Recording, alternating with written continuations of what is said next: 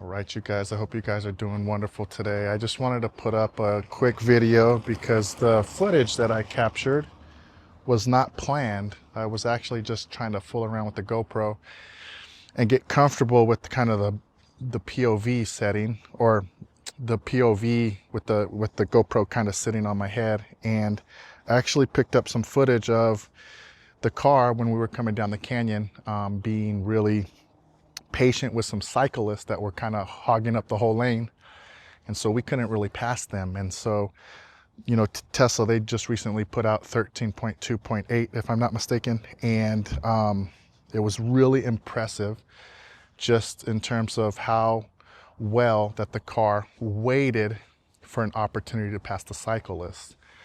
So there's two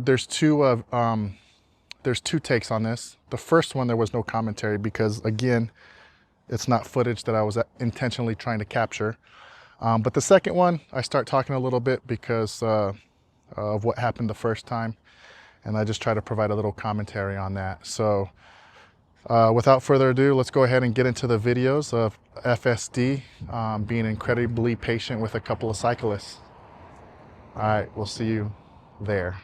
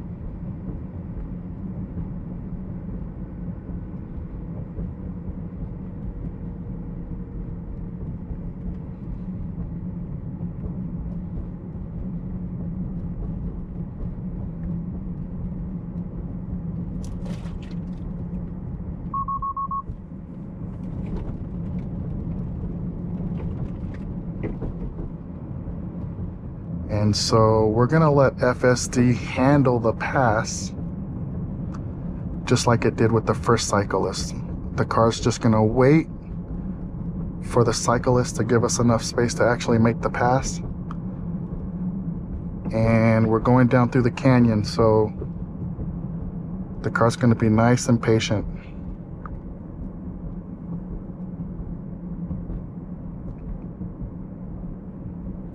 Nice and patient. The cyclist isn't far enough over for the car to consider the pass yet.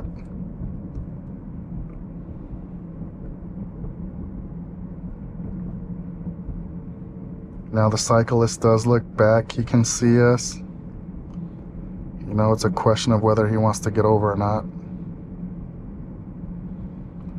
But this canyon is very, very busy with cyclists, and the car has been doing a fantastic job handling them. So we're just going to go ahead and wait this out.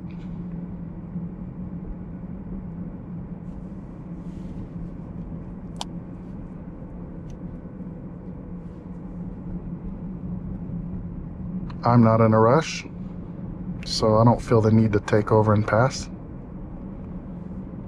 But this is great case study for the neural network and kind of seeing how they handle cyclists. It did beautifully with the first pass, or the first cyclist, so we're just gonna wait it out and see what happens here.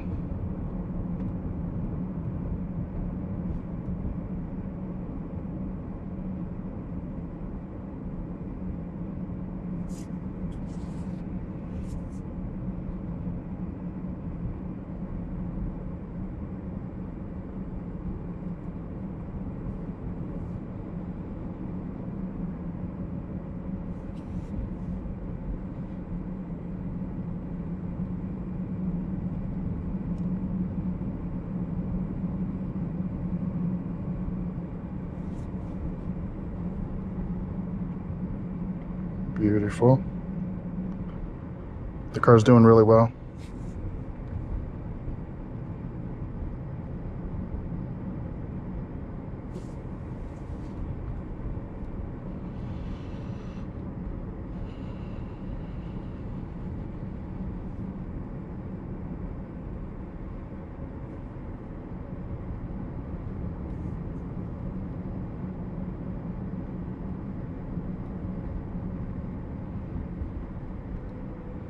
The car closed the gap on the cyclist just a little bit, but now it backed off and gave him space.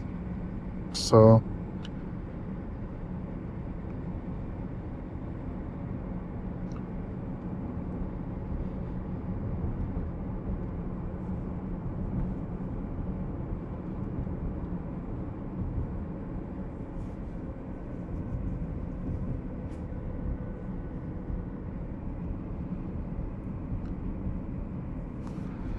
and he clearly is owning the road. He doesn't really care to let us pass, but I think that's okay just for the sake of the car recognizing that the cyclist is there and just giving enough space and being safe. That's the most important thing, right? Like, we're going down grade. I mean, the bike itself, the guy's actually pretty close to the speed limit, so it's posted 35 going down this hill, and so there's no need to actually pass him, but I think the car will wait till the right time. So we're gonna play this out and see what happens.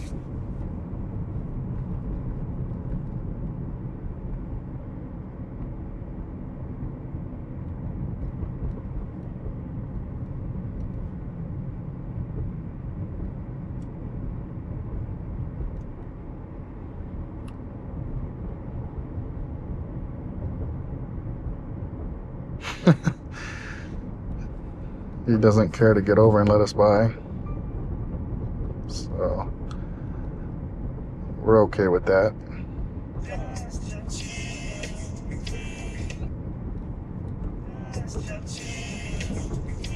Got text messages coming through.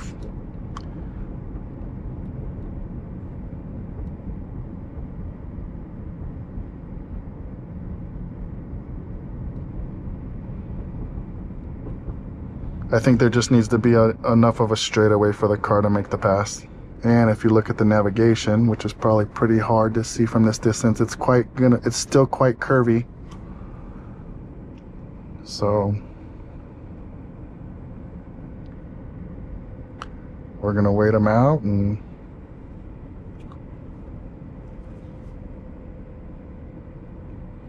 you can see the city now.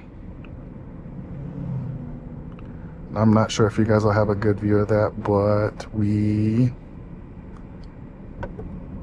can certainly see the city. So we're almost down to the bottom of the canyon.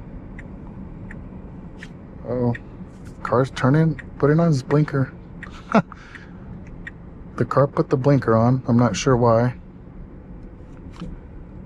but we're just about down, so there's no rush here. There's no need to try to pass, especially with oncoming cars.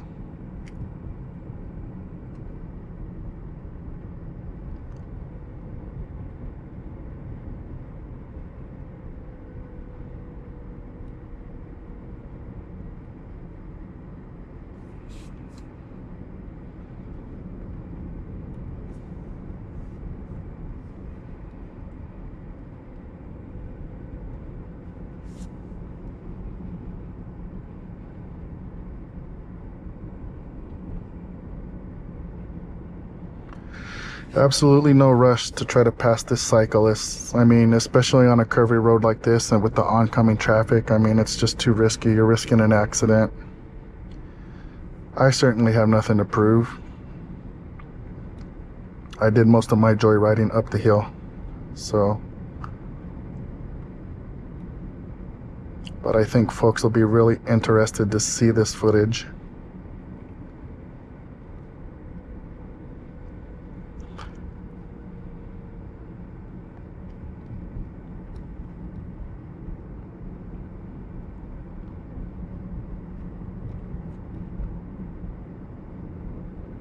We're still in a 35 posted speed limit, and we're doing just under that, so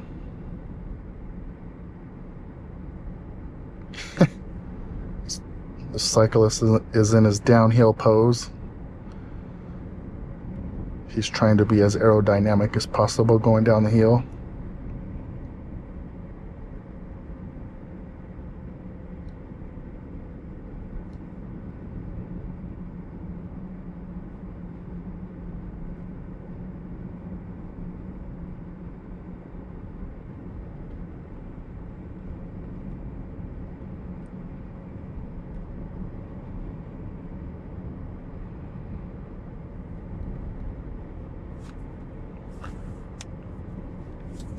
Doesn't look like he cares too much to let us pass either, because there's been a couple of pull-offs where he could have passed, and he never really kind of got over to let us by.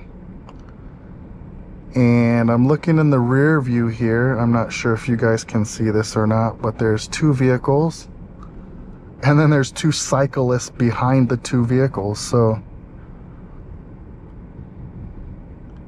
you know, I think the cyclists don't want their downhill fun to get ruined by the cars. So, and we're almost to the bottom of the hill. We got one more curvature to make, and then it's going to start to turn into a straightaway. And at that point, the car should have the vision to actually make the pass.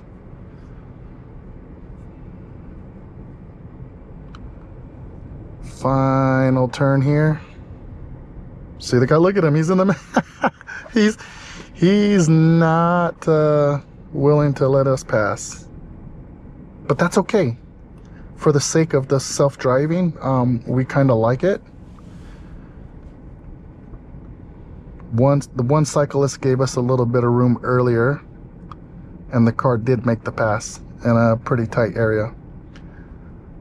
But no, we don't care. Nope, the water took a roll on that turn. But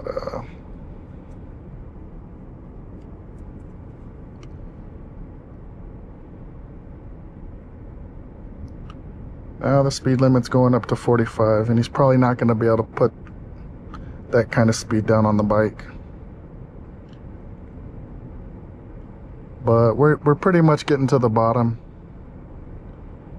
It's gonna give us a straight line, and I think the car might try to make the pass if the guy doesn't, you know, give us enough room to get by.